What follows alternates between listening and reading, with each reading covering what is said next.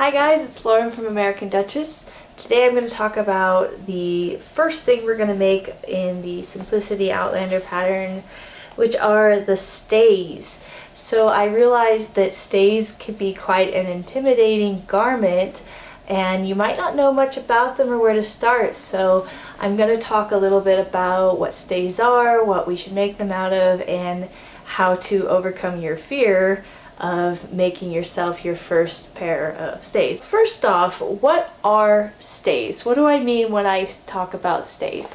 Stays are what we call an 18th century corset. So it's the boned undergarment that you wear under the gown to give it structure and to support your bust and to nip your waist in a bit. Why would I wear stays? Why would you wear stays under your dress? So stays support the bust and they trim the waist. They create a smooth line for the gown to sit upon.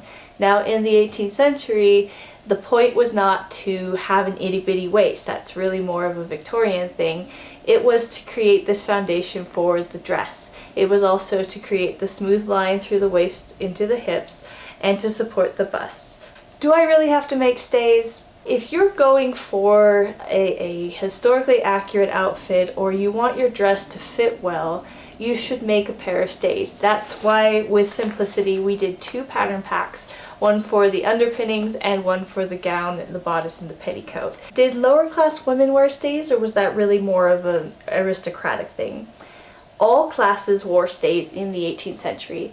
Working class, middle class, upper class, royalty, but the stays were different. So in the lower classes, the stays they had more mobility, so you often see stays that don't have any straps, that are made of materials that aren't quite as fancy, that are a bit more flexible, but you have to remember that stays in the 18th century are like a bra, so you wouldn't go get your coffee or go to the grocery store without a bra. Well, maybe you would, but I wouldn't. But you want support for the bust, so whether it's coming down from the shoulders or it's coming up from the waist, you want to support and make everything smooth and make sure nothing's like popping out all over the place. Are stays uncomfortable? They shouldn't be. Stays should feel like a gentle hug. They're not really meant to be totally cinching in the waist and pushing up the bust. It's a support garment, so it's meant for supporting the dress that you're wearing on top and for smoothing the body. It supports the bust, trims the waist, supports the gown. Are they hard to make? Well, no, but they take a lot of time. So stays are a fairly simple garment to put together, but all those boning channels and especially the binding, that takes a lot of time. So what are stays made out of?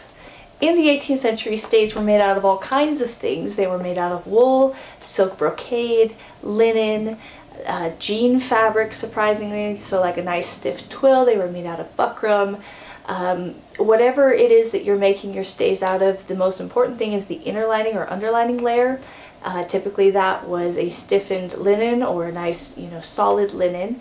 I like to make my stays out of upholstery cotton. It's a good sturdy cotton, and that takes the place of something like a jean or a twill, and it looks pretty at the same time. What about boning? Obviously in the 18th century you're all familiar with whalebone or baleen. We're not going to be using whalebone these days, but there's some close alternatives, modern alternatives, that I recommend, such as synthetic whalebone, which is plastic, and it can be a bit expensive and hard to get hands on. So I personally love cable ties or zip ties from the hardware store, which sound a bit crazy, but they're perfect for 18th century, especially for fully boned stays. You can also use reed. That is a historically accurate material, although I know some people worry about reed like snapping in the channels or not being supportive enough. And then I would say as a last resort you can use steel. Steel is a heavy material. It's very, very stiff and supportive, but I would not use that for fully boned stays. I would only use steel and recommend steel for half boned stays.